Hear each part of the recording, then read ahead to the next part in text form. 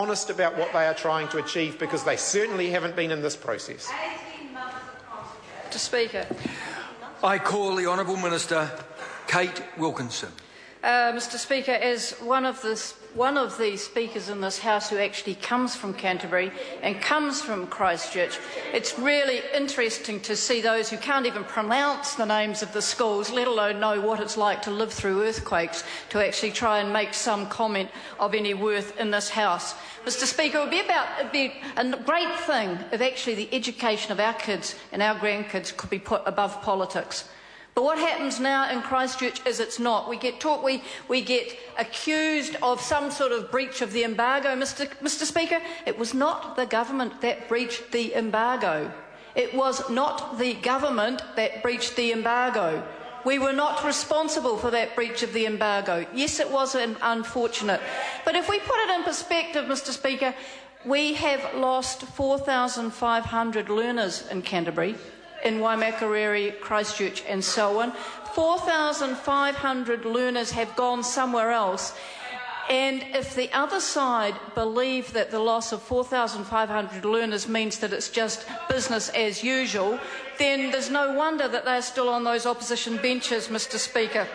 Mr. Speaker, we also talk about consultation. Mr. Speaker, how many times have we heard that this has been out for consultation? This is not the first round of consultation. This is not the second round of consultation. Mr. Speaker, this is the third round of consultation, and it is still happening.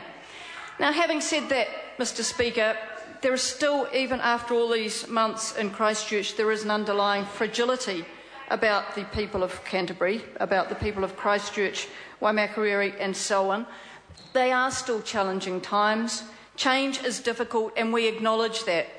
We also acknowledge, Mr. Speaker, that the schools have been fantastic in being the rock for some of those kids, for giving them some sense of stability, some sense of normality. And of course, change is difficult. But when we lose 4,500 learners, something simply has to happen.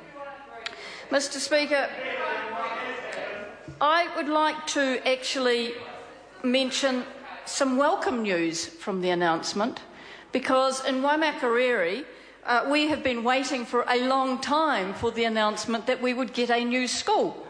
And now, Mr. Speaker, we get a new school in Pegasus. We have a new subdivision there with an extra 1,800 homes, an increased population of 4,700 residents. Yes, it means the closure of Waikuku School, but for those who don't live in the area, Waikuku School have actually been wanting to close and shift to Pegasus for some time now. They have not only outgrown their premises, they have outgrown their parking, they have outgrown their drop-off and pick-up areas, and they have outgrown their septic tank requirements. So for them, Mr. Speaker, the announcement of a new primary school for Pegasus Town will bring relief to the parents and the primary schools, children and the community in that electorate. We have been waiting for that for some time, and that is certainly some welcome news.